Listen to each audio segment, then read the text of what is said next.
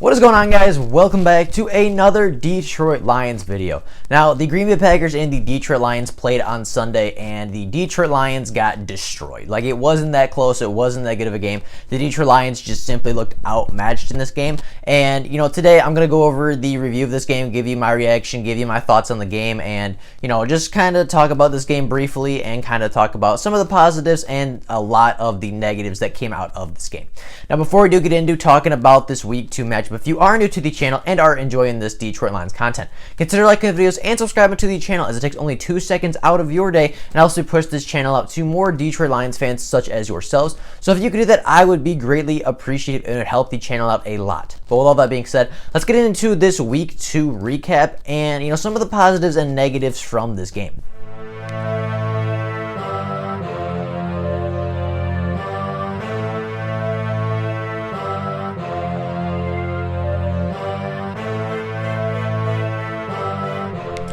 Now, the Detroit Lions obviously lost to the Green Bay Packers by a score of 42-21. Now, Matthew Stafford in this game, a lot of people say he played horribly. I didn't think he was that bad. He definitely made his mistakes, but, for the most part, I actually thought he was okay. Matthew Stafford was 20 of 33 for 244 passing yards, 2 touchdowns, and 1 interception. That interception was a pick 6, so that really sucks. He did take a sack that, another one of those sacks where he should have just thrown it away. That was on him. The interception was on him. Outside of those 2 decisions, I didn't think Matthew Stafford was horrible. He looks a little late. He looks a little slow at times during games. We saw that in Week 1 and in Week 2, but, overall, Matthew Stafford is not the problem in this. I talk about Matthew Stafford, I say he's, having some, he's being a little slow. He's making some poor decisions at times, but Matthew Stafford is not the problem here. And, for the most part, Matthew Stafford played pretty good football. Now, the running backs in yesterday's game played very well when they were called upon, as Adrian Peterson had 7 rush attempts for 41 yards, averaging 5.9 yards a carry, and Kerryon Johnson had 8 rushing attempts for 32 yards, while averaging 4 yards a carry, and did have the only rushing touchdown of the game.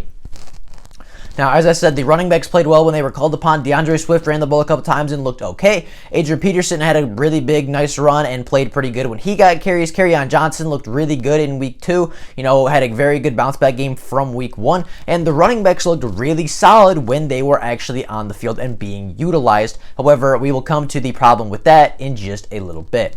Now, the wide receivers today, or the receivers, including tight ends and running backs, were okay. TJ Hockenson was targeted 4 times. He caught all 4 passes for 62 yards. DeAndre Swift had 5 targets, caught all 5 balls for 60 yards. Marvin Jones and Marvin Hall both had a receiving touchdown, which was good to see. So, the passing game wasn't horrible. It wasn't great. It wasn't elite. It wasn't not good enough to win a football game. But, for the most part, there weren't a lot of drops by our wide receivers. Matthew Stafford wasn't throwing horribly inaccurate balls for a majority of the time. The passing game was solid. The rushing game was solid. The offense really didn't play that bad. I know we only put up 21 points, but, the offense was not the problem. The offense, could have played better for sure, and they definitely have their, flaws. They definitely have their negatives that I will get to in a little bit. But for the most part, I actually felt the offense played okay throughout most of the game. Now, the defense is where it gets really bad, and this just frustrates me so much, and I will make a whole video on this tomorrow talking about this, so I'm not going to go too in depth, but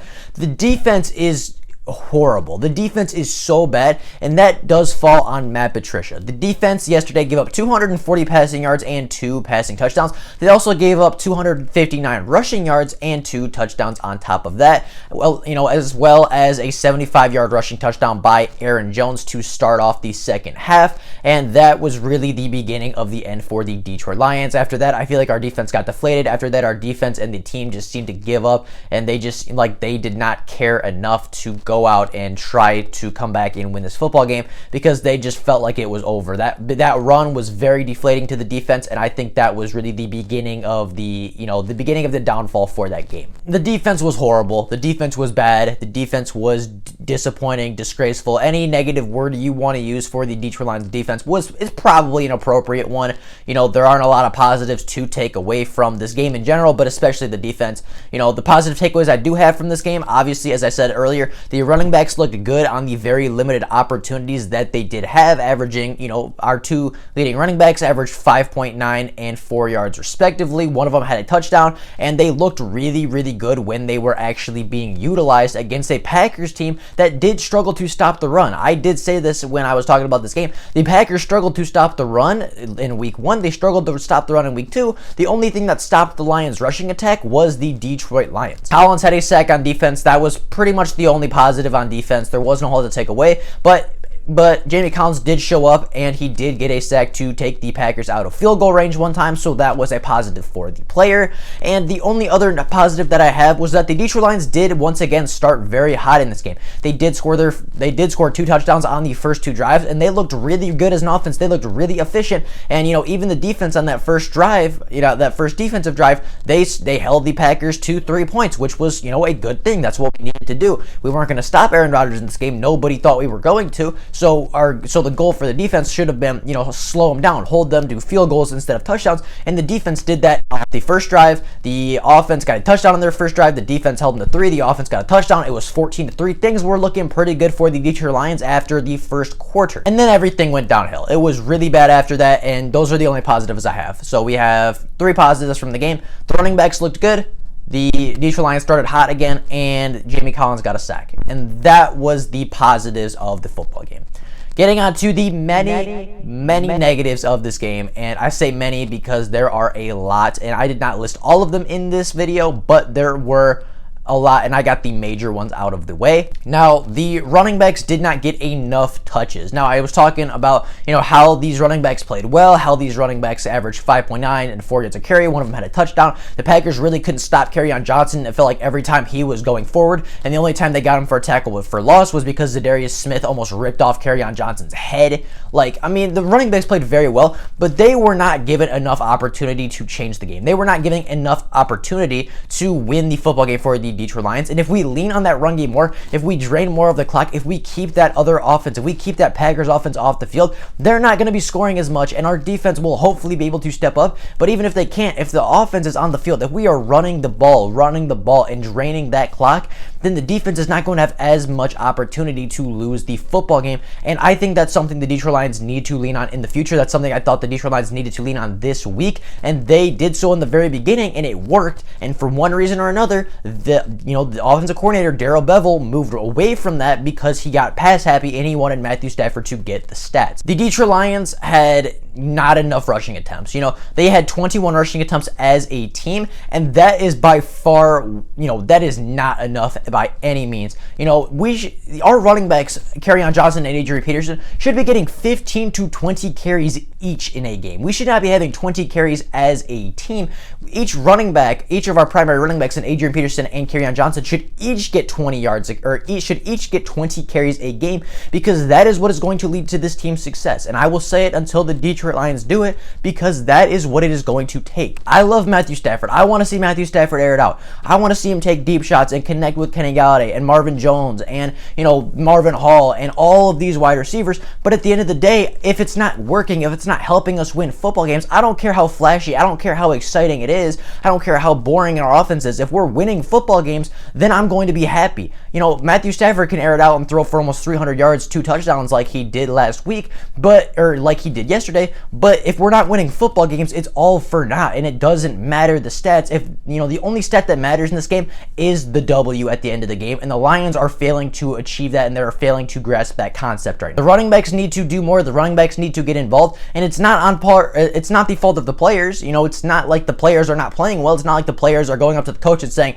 you know, I know I'm dominating. I know I'm averaging almost 6 yards a carry, coach, but hey, don't put me in anymore. You know, let's throw this ball. Let's, you know, stop the clock. Let's be super aggressive and be super reckless. You know, the running backs aren't doing that. The running backs aren't going up to the offensive coordinator saying, stop feeding me the ball because it's working. Like, that's not happening. That is the fault of Darrell Bevell, and Darrell Bevell needs to rely on this run game more. He needs to lean on this run game and stop getting being cute and stop, with all these stupid screens, all these stupid deep shots when it's not necessary. When it's 3rd and 1, you don't take a deep shot to Danny Amendola where it falls incomplete. You run the ball with goddamn Adrian Peterson and you go pick up that first down and extend the drive. Like, this is not a tough concept to grasp. And I don't understand why the Lions are not doing this. I don't understand why they, all of a sudden they find what works and they move away from it, but they keep doing it, and until they can stick with what works, because they're finding the weakness every Sunday. They found the weakness of the Packers. It was the run game, and they showed it the first 2 drives, but then they move away from it, and for some reason they just decide, yeah, that works, but what if we do this instead? That doesn't work.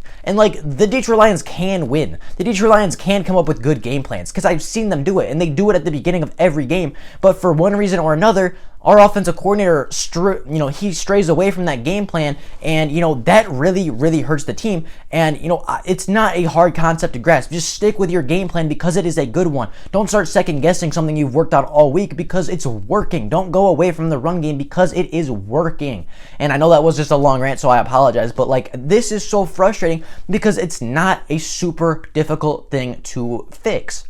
Some other negatives, as I mentioned earlier, the defense looked really, really bad, giving up a lot of yards, a lot of big plays, a lot of, just not good things. The defense, there were not a lot of positives to take away from this game at all. The only one that I could think of was maybe Jamie Collins getting a sack and making a big play on 3rd down when the Detroit Lions needed it. But as we could tell from the score, it didn't really change the outcome of the game because we still lost by 3 touchdowns.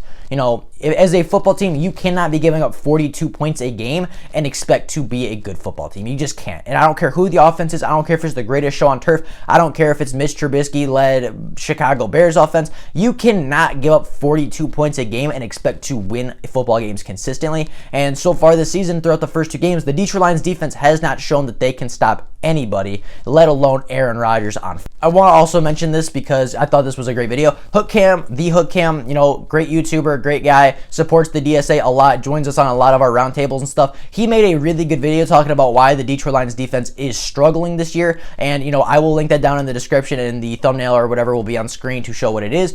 Go check that video out because that is very informative. That is a super good, very well put together video, and I need to give him props for that because he makes a lot of good points. He shows exactly what is wrong with this defense. And again, just like the offense, it's not super hard to fix, but for one reason or another, the Detroit Lions defensive coordinator, the Detroit Lions head coach in Matt Patricia just refused to fix the problem. Now, the play calling was no good once again. As I said, the first 2 drives were good. The first 2 drives were efficient. They went down the field, they drove. There was nothing the Packers could do about it, and they scored touchdowns. They got 14-3. It looked good.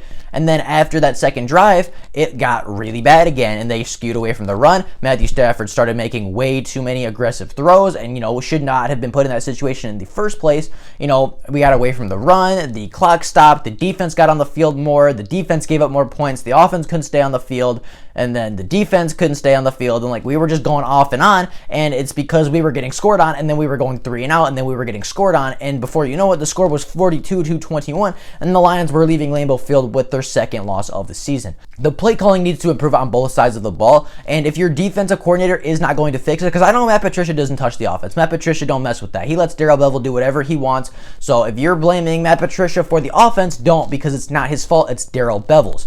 Now, Darrell Bevell, needs to take a deep look at his, defense. He needs to take a deep look at his head coach and his defensive coordinator the guy that is coaching the defense, and he needs to look at that roster, look at how they're calling plays and saying, okay, if you're not going to stop anybody, if you are not going to stop Aaron Rodgers, if you're not going to stop Mitch Trubisky, if you're not going to stop Kyler Murray next week, then I need to keep my offense on the field as long as possible, use the depth, use the talent, use everything in our arsenal to drain the clock, to score points, and make sure that your defense cannot stop my offense from going and winning this game. And, Darrell Bevell can do that. Darrell Bevell has the resources to do it. Darrell Bevell is the only one calling plays on that offense. I know Matt Patricia doesn't touch that. Darrell Bevell has the ability to do that, and it is on him at this point. It is on Darrell Bevell to come and fix this team because Matt Patricia has not shown he can do it.